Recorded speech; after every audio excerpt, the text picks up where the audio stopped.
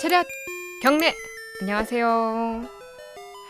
정월 스터디를 위해서 오늘도 미래문화연구원의 이대현 원장님 나와주셨습니다. 반갑습니다. 네, 반갑습니다. 네, 목사님 전에는 제가 차렷 경례하면은 안녕하세요 하고 인사해 주셨는데 요즘에 왜냐면 그러고 나서 다시 또 인사하니까 두 번이나 인사해서 어색해가지고 처음 버티자, 두 번째 하자. 네. 그 차렷 경례할 때 이제 처음엔 좀 낯설었는데 저도 이제 조금 많이 익숙해져서 이 수업종 벨소리가 참 좋게 들립니다, 이제. 학생 때는 사실 이 수업종 울리면은 싫잖아요. 아, 목사님은 안 그러셨을 것 같긴 한데. 아니요, 저는 공부 안 했습니다. 옛날에. 고등학교 때까지는 공부 안 했어요. 그런가요? 네. 너무 의외예요. 저 공부하는 거 되게 싫어해요. 아, 네. 이게 일이기 때문에 하는 거예요. 아유, 말씀은 그렇게 하시지만 늘 책을 이제 항상 곁에 책과 함께 동행하시는. 그런 말 들으면 양심이 가책이 느껴져요. 아, 수습이 안 되네요. 빨리 시작해야 될 것 같습니다. 자, 오늘도 이 정월 스터디 재밌게. 근데 사실 뭐 그런 인간적인 면을 보여주시니까 저도 마음이 좀 편해지는데요. 근데 이게 아니에요. 자기에 대해서 조금이라도 양심적으로 이해하는 사람이라면 그럴 수가 없죠. 네. 자, 오늘 이 정월 스터디를 위해서 또 오늘도 와주셨는데요. 오늘은 또 어떤 이야기를 나눠주실지 궁금합니다. 사실은 우리가 사실 몇 주가 됐는지 잘 모르겠어요. 한 5, 6주 정도를 같이 얘기를 한 것 같은데 네. 그동안에 우리가 이제 시대의 변화에 대해서 우리가 살펴보았고 그랬죠. 그다음에 사람에 대한 일반적인 이해를 하나님의 형상이라는 관점에서 살펴봤어요. 그래서 이제 이게 이렇게 쭉 하고 나면서 제가 사실은 오늘 아침에 저 어저께 이사를 했거든요. 아침에 가서 짐이 잔뜩 쌓여 있는데 그 테이블에 앉아가지고 노트북을 켜고 지난번에 했던 방송, 그러니까 지난번이 오늘이 지난주에 했던 방송이죠. 지난주에 했던 방송을 한번 켜봤어요. 켜봤는데 듣는데 이거 사람들 들으면 어렵겠다. 어려웠겠다는 생각이 드는 거예요. 네. 그래서 약간 부담이 오더라고요, 제 마음에. 그래서 이걸 어떻게 해야지 하다가 그러면 오늘은 우리가 지난 한 5, 6주 동안 했던 것들을 한번 조금 정리를 해보자. 간단하게 정리를 하면서 이미 들으셨던 분들은 이제 포인트가 나오니까 조금 더 이해하기가 쉬우실 거고 네. 또 안 들으셨던 분들은 또 오늘의 그 본격적인 얘기를 시작하기 이전에 좀 기본적인 내용을 숙지한다는 의미에서 필요하겠다는 생각이 들어서 오늘은 이제 우리가 지난 5, 6주 동안 했던 내용을 한번 정리를 한번 해보자. 1시간 동안 그런 생각을 갖고 왔습니다. 네. 네. 그런 거 너무 좋아요. 사실 공부 열심히 해놓고 그 시간이 지나고 나면은 저는 아쉬울 때가 많더라고요. 네, 조금 네. 더 열심히 들어둘 걸. 한데 이렇게 또 제일 좋아한 거. 요즘 MZ 세대들이 제일 좋아하는 말 중에 하나가 자주 하는 말 중에 하나가 그거 한 줄로 요약 좀 해주세요 이거잖아요. 네, 맞아요. 오늘 약간 그런 시간이 될 수 있겠네요. 좀 그랬으면 좋겠습니다. 네. 그리고 또 이제 한 가지 더 보탠다면 우리가 사실은 산업화 시대 이해하고 그다음에 디지털 시대 이해 요거를 다루고 난 다음에 하나님의 창조 원리로서의 하나님의 형상에 대해서 우리가 봤단 말이에요. 이렇게 보니까 이게 사실상 내용이 떨어진 것 같은 느낌이 들잖아요. 서로 분리된 내용. 물론 제가 그 설명하면서도 조금씩은 가미돼서 연결시키려고 했습니다만 그렇게 쉽게 들어온 건 아니라고 생각해요. 그래서 오늘은 이걸 요약하면서 두 개를 한번 엮어보자. 좀 엮어서 한번 이해를 해보자 하는 생각을 갖고 왔습니다. 그래서 그 내용에 대해서 한번 얘기를 시작해볼까 합니다. 네. 자, 이렇게 정리를 해가지고 그럼 어디서부터 이제 정리를 하면 좋을까요? 쉽게 말씀드릴게요. 우리가 이제 흔히들 말하는 기성세대, 제가 생각에는 40대 중반 이후 정도면 기성세대가 되지 않을까 라고 생각이 들고요. 그 이후의 세대 정도는 뭐냐면 이미 자기들이 자라나면서 그 삶과 가치관을 형성했던 시대가 이제 산업화 시대란 말이에요. 그러니까 우리가 이제 산업화 시대라고 부릅니다. 그냥 일반 네네. 호칭을 이렇게 부르거든요. 그래서 이 산업화 시대는 대량 생산을 위한 기초가 필요했어요. 그러니까 대량 생산이 이렇게 강조되는 시대였고 대량 생산을 하기 위해서는 제일 중요한 게 뭐냐면 효율성이에요. 얼마만큼 불필요한 것들을 다 제거하고 효율적으로 이걸 이 기계 장치라든지 혹은 사람의 구조를 작동시켜서 더 많은 것들을 더 짧은 시간 내에 더 뭡니까 하자 없이 만들어낼 수 있을까? 음. 이게 굉장히 중요한 화두였거든요. 음. 그렇기 때문에 여기에 가장 적당한 어떤 구조가 만들어질 수밖에 없어요. 그게 네. 이제 제가 이제 뭐라고 설명해요?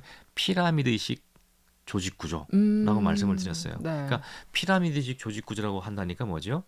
상부에는 극소수의 사람들, 전문가들, 더 전문성이 확고되거나 아니면 오너들이 음. 딱 정점에 있고 그 밑으로 갈수록 조금 덜 전문화되거나 직위가 낮은 사람들이 폭이 점점 넓어지겠죠. 음. 그래서 맨 마지막에 생산하는 블루 칼라 계층은 되게 층이 두껍고 많죠.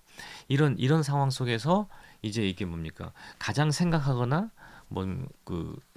지시하는 사람은 소수의 사람들에 의해서 떨어지고 밑에 사람들은 지시하는 걸 그대로 따르는 음. 구조적으로 그렇게 형성될 수밖에 없었단 말이에요. 네. 그러니까 그런 시대에는 그런 집단의 가치가 중요하게 여기고 집단의 가치가 중요하다는 얘기는 집단을 이끄는 리더의 가치가 중요하다는 얘기예요. 음. 예, 그 리더의 가치에 의해서 모든 사회 구성원들이 움직이게 돼 있어요.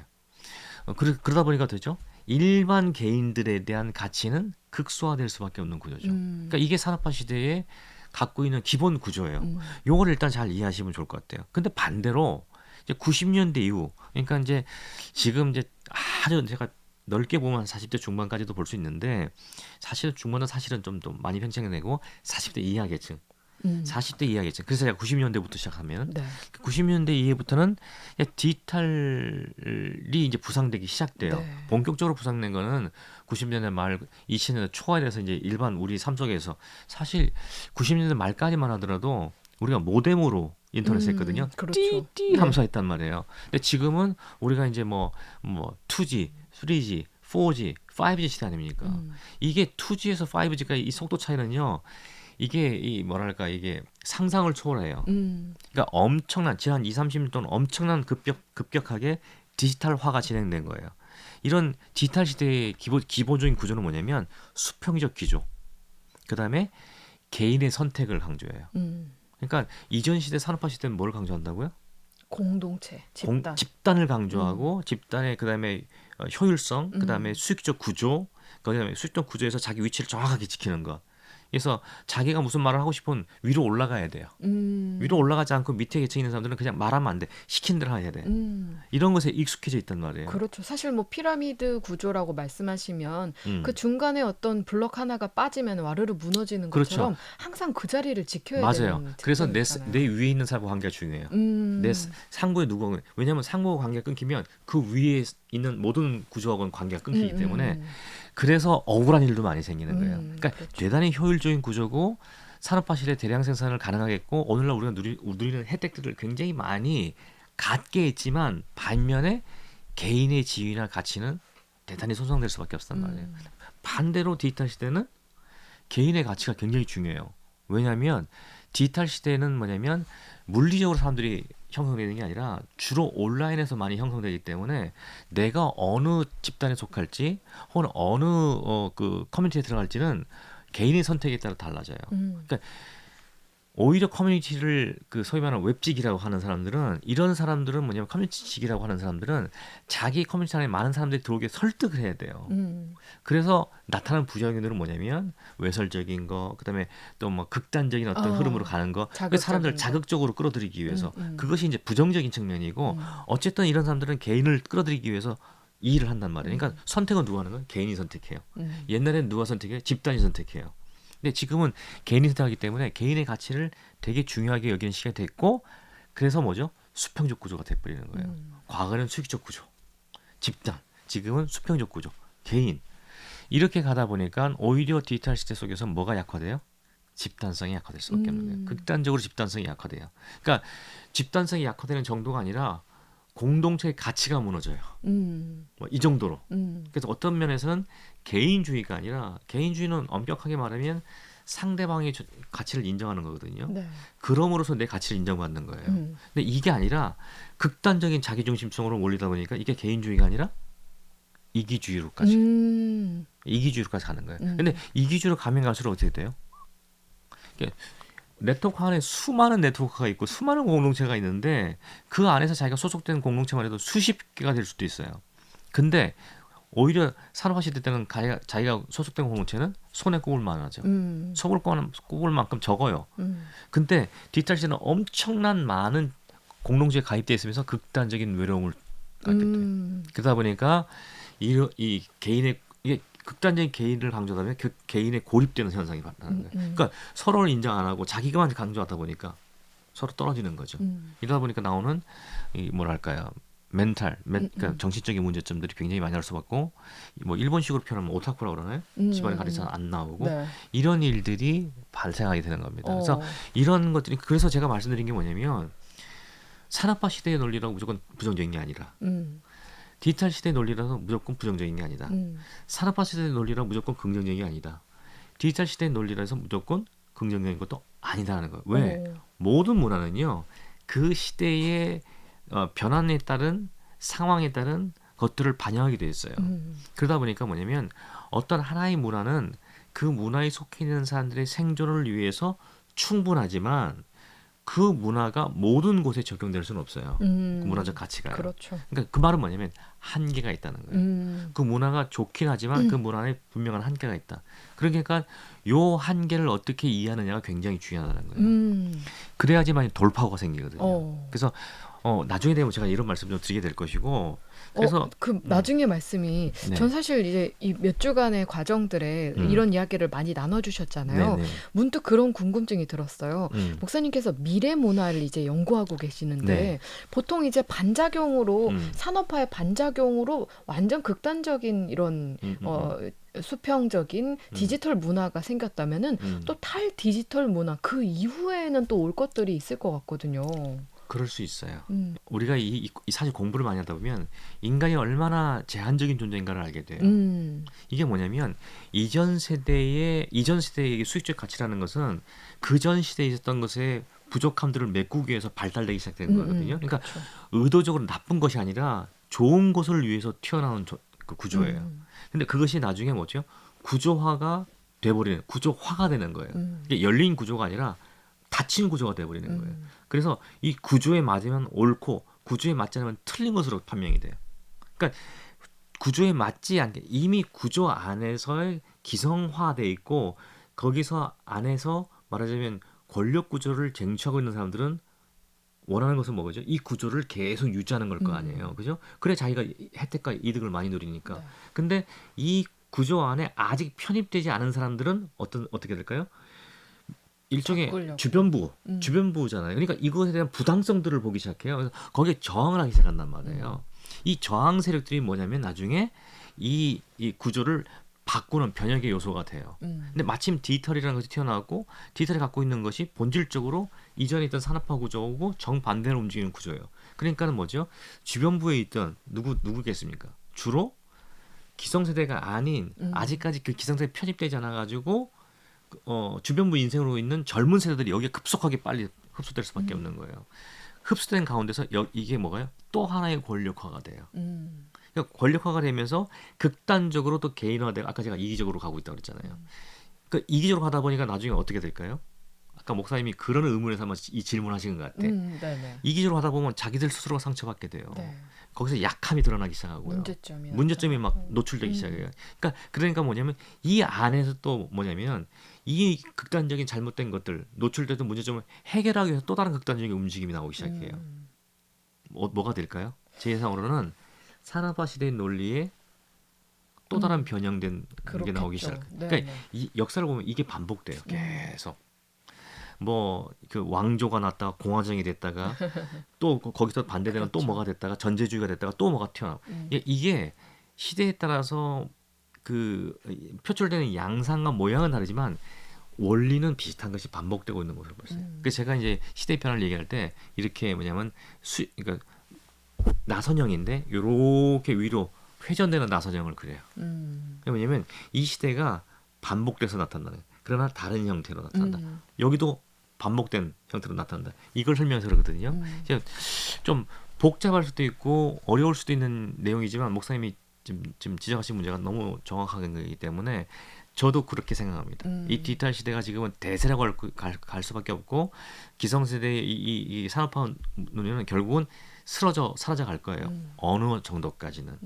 그러다가 이것에 대한 약점이 노출되기 시작하면 이것이 이 안에 살고 있는 사람들의 손해가 된다는 게 느껴지니까. 그러니까 인간은 이기적이거든요. 네. 그러니까 이기성을 극복하기 위해서 또 다른 반대편이 극단적으로 나올 수밖에 없다. 그렇게 될 거라는 생각합니다. 사실 뭐 지금 세대 자체가 빠르게 변화하고 있기 때문에 네, 네. 아마 이런 변화들 자체도 음, 좀 빠르게 이루어지지 않을까 뭐 그런 음, 생각이 들어요. 왜냐면 네. 세대 교체 자체가 엄청 맞아요. 네. 빠르잖아요. 산업화가 이게 사실은 시작되고 이루어진 게 한 250년 가까이 되거든요. 음, 근데 디지털화가 지금 우리 삶 속에서 이제 빠질 수 없는 속도로 들어온 게 3, 40년밖에 안 돼요. 물론 따지고 보면 1900 20세기 중반부터 시작됐다고 우리가 얘기도 하지만 그러나 본격적으로 우리 삶 속에 들어온 거는 불과 3, 40년 전이거든요. 아니, 엄격하게 말하면 한 25년밖에 네, 안 돼요. 그 사회에 이미 사회를 맞아요. 그러니까 10배 이상 빠른 거잖아요. 음, 그러니까 기술의 발달과 그다음에 우리가 흔히 말하는 그 무어의 법칙이라는 게 있습니다. 무어의 법칙이 뭐냐면 디지털 칩 그 속도가 매 1년 반마다 2배씩 발전한다는 거거든요. 2배씩 빨라진다는 거거든요. 이것이 중첩되다 보니까 아까 제가 G2 그러니까 뭐죠? 2G하고 5G 차이는 이거는 항상 초라합니다. 네. 2배가 아닌 거예요, 이거는요. 수백 배, 수천 배, 수만 배가 되는 거예요. 이거 왜냐면 그 기하급수적으로 증가하는 거기 때문에 그렇게 되기 때문에 앞으로 지금 현재가 우리 6G가 지금 연구되고 있거든요. 6G는 또 5G에서 또 엄청난 빠른 속도로 또 구현이 돼요. 이것이 또 앞으로 10년 후 20년은 어떤 식으로 될지 알 수 없기 때문에 우리 상상의 경계에 넘어가 있는 거죠. 그래서 사람들이 두려워하게 돼요. 왜냐면 어떤 현상이 우리 미래를 지배하게 될지 아무도 예측할 수 없기 때문에 그런 상황인 거죠. 네. 그래서 우리가 더 이런 어떤 불안한 상황일 수도 있잖아요. 이렇게 네. 내다 볼수록. 네. 그래서 저희가 다 주님을 의지해야겠어요. 그러니까 그렇죠. 중요한 거. 근데 제가 아까 우리가 이제 산업화 시대하고 그다음에 뭡니까? 우리 디지털 시대에서 간편하게 살펴보면서 그 문제점이 뭐일 수도 있다는 걸 얘기를 했잖아요. 그래서 저는 늘 이렇게 생각합니다. 제가 안타까운 게 한국 교회를 바라보면서 한국 교회가 시대의 변화에 굉장히 늦게 반응을 해요. 일반적으로 시대의 흐름에 가장 뒤늦게 반응하는 세력을 사실은 정치 세력이라고 얘기하거든요. 가장 보수적인 세력이라고 봐요. 근데 정치권도 엄청나게 지금 빠르게 변하고 있습니다. 근데 교회는 안 변해요. 그 변하지 않으면서 변하고 있는 세상을 계속 비난만 해요. 저는 이게 제일 안타까워요. 왜냐하면 교회는 세상 안에 있거든요. 세상 밖에 있는 게 아니에요. 세상 밖에 있으면 교회는 선교적 공동체가 될 수가 없어요. 세상 안에서 존재할 수밖에 없기 때문에 선교적 공동체로 생존해야 되거든요. 선교적 공동체라는 정체성을 갖고 있는 한 시대의 변화에 민감하게 반응해야 돼요. 저는 우리가 이제 복음은 진리라고 얘기하잖아요. 진리가 뭘까요? 진리는 변하죠. 그렇죠. 시대와 상황을 초월해서 참인 거예요. 그죠? 무조건 참여해야 돼요. 500년 전엔 참이었는데 지금은 참이 아니야. 그럼 진리 아닌 거예요. 그러니까 반진리거나 가짜 진리인 거예요. 우리가 복음의 진리라고 얘기한다면 2000년 전에도 1000년 전에도 500년 전에도 지금도 500년 후에도 1000년 후에도 참여해야 돼요. 그렇기 때문에 진리인 거예요. 복음은 진리죠. 근데 이 진리는 뭐냐면 변화하는 환경 속에 존재해요. 변화하는 문화 속에 존재해요. 그러니까 사람들은 문화 속에서 갖고 있는 사고방식이 체계라든지 아까 우리가 산업화와 디지털 세계로 살펴봤듯이 달라져요. 이해도가 달라지고 바라보는 관점과 가치관이 변해요. 그 변화하는 세상에다 이 복음을 전달해야 되는 거예요. 그죠? 그런데 이 복음을 전달해야 되는 사람들이 복음을 갖고 있는 사람들이 변화하고 있는 세상에 대해서 민감하게 이해하고 판단하고 분석하지 않으면 무슨 수로 복음을 전달할 거예요. 그죠? 복음은 진리입니다. 그러나 이 복음이 전달되는 상황은 사람들이 살고 있는 현실은 계속 변해요. 네. 그래서 사람들의 가치관도 변해요. 30년 전의 교회는요 산업시대의 논리에 맞는 가치관에 일치하게 복음을 전달하면 됐어요. 근데 그 시대가 지금 완전히 바뀐 거예요. 근데 30년 전에 수직적인 논리, 산업화 시대에 맞는 논리를 가지고 복음을 전달하려고 하면 전달이 안 되는 거예요. 그렇죠. 그래서 젊은이들이 교회를 떠나고 교회를 외면하는 거라고요. 이거를 이해해야 된다는 거예요. 아니 시대에 따라가기 위해서 시대를 맞추기 위해서 우리가 시대를 이해하자는 얘기가 아니라 우리가 가장 소중하게 하는 복음을 전달하기 위해서 시대를 이해하자는 거예요. 그러니까 너무 거꾸로 알고 있는 거야. 그러니까 복음을 고수하게 세상과 결별한다는 생각을 갖고 있단 말이에요. 근데 저는 너무 답답한 거예요. 그러면 복음을 우리가 쌓아안고 있다가 우리가 죽으면 끝나는 거라면 그 무슨 의미가 있고 가치가 있습니까?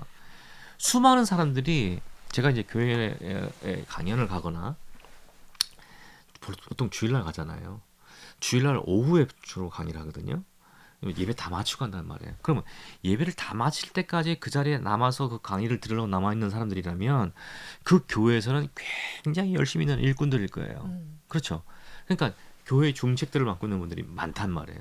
장로님들은 거의 연세 드신 분들 의무적으로 쫙 앉아 계시고 맨 뒷자리에 다 그러신 분들이 권사님들 다 앉아 계시고 그런 분들에게 드리는 질문이에요. 제가 여러분들이 갖고 있는 여러 가지 유형의 유산들이 있는데 여러분들의 자녀들과 여러분들의 손녀들에게 가장 전하고 싶은 유산이 뭡니까? 라고 물어봐요. 뭐라고 답변 나올 것 같아요? 믿음이라고. 복음의 유산이라, 믿음의 유산이라고 그래요. 그럼 제가 막 칭찬해요. 역시 여러분은 다르세요. 역시 여러분들은 하나님의 그 참 몸된 교회를 섬기는 귀한 하나님의 성도들입니다. 그렇게 칭찬하고 난 다음에 제가 한 가지 더 물어요. 근데 여러분들이 그렇게 소중하게 전달하고 싶은 그 신앙의 유산, 믿음의 유산이 잘 물려지고 있습니까? 이렇게 물어봐요. 그러면 갑자기 이분들이 얼굴 색깔이 바뀌기 시작해요. 그 말은 뭐죠? 전달이 안 되고 있다는 거잖아요. 전수가 안 되고 있다는 거죠. 왜 안 될까요? 그렇게 소중한 믿음인데 그렇게 전달되기 위해서 기도하고 계시는데 이게 왜 전달이 안 될까요? 뭐가 문제일까요? 진리가 문제일까요? 우리 기도를 들으시는 성령이 문제일까요? 아니잖아요. 네. 그건 분명히 아니잖아요. 그러면 뭐가 잘못된 건가요? 우리가 잘못된 거죠. 우리가 잘못된 거예요. 그 잘못된 것의 가장 중요한 핵심을 꼽으라면 뭐냐면 변화한 시대를 읽지 않고 있다는 거. 그러니까 쉽게 한마디로 할게요. 공부 안 한다는 거예요. 공부 안. 목회자부터 일반 평신도까지 공부 안 한다는 거예요. 안 하면서 어떻게 하냐면 우리가 과거에 알고 있다라고 생각하는 그 가치관과 그 문화 속에 형성된 신앙 유산을 강요해요. 강요하니까 그 말은 뭐냐면 이 젊은 세대들 입장에 보면 집단성을 받아들이라는 얘기고 추측적 가치를 받아들이라는 얘기고 그 다음에 뭡니까? 피라미드 구조를 왜 편입 안 하는 거라고 요구하는 거란 말이에요. 그러니까 얘네들이 들을 때는 그거 극단적으로 싫어하거든요. 그렇죠. 극단적으로 싫어하는 걸 요구하는 거예요. 무슨 이름으로? 신앙의 이름으로, 예수의 이름으로. 내가 이러다 내가 이 심장병 걸려서 죽을 것 같아요. 예. 너무 답답한 거죠. 사실 목사님 저는 아까 전에 계속 저희가 시대에 대한 이야기를 계속 나누고 있잖아요. 산업화 시대, 디지털 시대 이렇게 좀 건강하게 어떤 이 정말로 살아가는 사람들과 그 사회는 변화하는 게 당연하잖아요. 변화를 거쳐가고 하는 게 당연한데 저는 개인적으로 우리 한국 교회가 조금 그 변화하는 게 맞는 건데 그 자리에 멈춰 있다는 건 안주하고 있다는 뜻이거든요. 네. 사실 산업화 시대 요즘 사람들이 그 복고를 좋아하잖아요. 레트로를 좋아해서 그런 것들을 많이 기대하는데 근데 또 그냥 레트로가 아니고 뉴트로라고 해서 맞아요. 새로운 레트로를 지향해가는 그런 식으로 문화가 발전해가고 있거든요. 근데 한국 교회는 오히려 그냥 그 레트로 자체에만 멈춰 있길. 사실 그 산업화 시대 그 피라미드 구조의 안정감 있잖아요. 맞아요. 교회가 그 안정감에 너무 파묻혀 있는 게 아닌가 이런 생각을 해요. 재밌는 책이 있어요. 아날로그의 반격이라는 책이 있습니다. 이 아날로그의 반격이라는 책을 읽어보면 재밌는 분석이 나와요. 뭐냐면 지금 말씀하신 내용인데 이게 이제 그러니까 뉴트로라고 얘기하잖아요. 네. 지금 이 디지털 세대 애들은요 아날로그 감성이 뭔지를 몰라요. 경험해 본 적이 없기 때문에 LP 몰라요. LP를 들어보면서 느끼는 그 잡음과 이런 속에 나오는 이 감성과 이걸 모르는 거예요. 그런데 그래서 미국이고 한국이고 이런 LP 제조업에서 다 망했거든요. 쫄딱 망했어요. 근데 지금 미국에서 있잖아요. 가장 핫한 게 뭐냐면 이 LP 붐이에요. 이걸 누가 사는 줄 아세요? 젊은 애들이 사요. 턴테이블 구하려고 난리가 나요. 그 중고상 가격이 막 올라가요. 이미 그러니까 기성세대들은 그거 더 이상 안 듣는다고 생각해요. 이건 그냥 팩이라고 생각해요. 그 옛날 다 버렸잖아요. 음. 근데 지금 오히려 그게 부활돼가지고 젊은 친구들이 그걸 들으면서 한 번도 경험해 보지 못한 세계를 듣고서는 신기하는 거예요. 새로운. 그게 뉴트로예요. 음. 그러니까 뭐냐면 아날로그적인 것, 아까 산업화 시대적인 것 무조건 제가 틀린 것만 아니고 나쁜 건 아니라고 그랬잖아요. 거기서 애들은 자기들 감성 속에서 허용되는 수준에서 그걸 받아들이는 거예요. 그러면서 뭐죠? 복고라고 얘기하지만 이 복고가 그냥 옛날에는 그대로 갖고 오는 게 아니라 자기들 나름대로 변형한 상태로 복고를 하는 거예요. 그러니까 이런 시대, 이것도 일종의 뭐죠? 디지털이 주지 못하는 것들을 해소하기 위한 방법인 거예요. 그러니까 디지털이 완벽하지 않다는 거죠. 그러니까 이런 부분들을 우리가 좀 이해할 필요가 있다라는. 그러니까 저는 딴 게 아니라 교회가 이해해야 된다는 거예요. 이걸. 맞아요. 신앙인은 기성세대들이 이걸 이해해야 된다는 거예요. 이러다 보니까 또 시간이 다 지나가네요. 그러게요. 저는 지금 시간을 보고 깜짝 놀랐습니다. 오늘 준비한 건 사실 시작 부분만 얘기했는데 다 끝나가네요. 네. 그래도 참 유익한 시간이었다고 생각이 듭니다. 우리가 시대를 이해하는 것, 내가 과연 어떤 시대에 살아가고 있고 앞으로 어떤 시대를 살아가야 할까라고 결심하는 게 아마 우리 정월 스터디의 가장 중요한 핵심이라고 해야지 않을까. 저는 그렇게 생각하거든요. 그러니까 지금 사실 우리가 지금까지 공부하는 어떤 내용들을 이해하는 게 되게 중요한 게 뭐냐면 앞으로 우리가 다양한 얘기들 할 거거든요. 그 다양한 얘기들을 이해하는 기본 기초예요. 그렇죠. 네. 네. 저희가 항상 좀 이렇게 깨어서 이 시대를 바라볼 줄 아는 그런 어떤 자세들을 하나님께서 주신 사명이다라고 생각하고 공부하는 저희가 됐으면 네. 좋겠습니다. 목사님 오늘 너무 유익한 시간이었어요. 전 진짜 시간이 가는 줄 몰랐거든요. 아유, 감사합니다. 너무 즐겁고 재밌는 시간이었습니다. 청취자분들 그래 그러셨을 겁니다. 자, 오늘 함께해 주셔서 감사드리고요. 다음 시간에 뵙도록 하겠습니다. 네, 고맙습니다. 감사합니다. 네.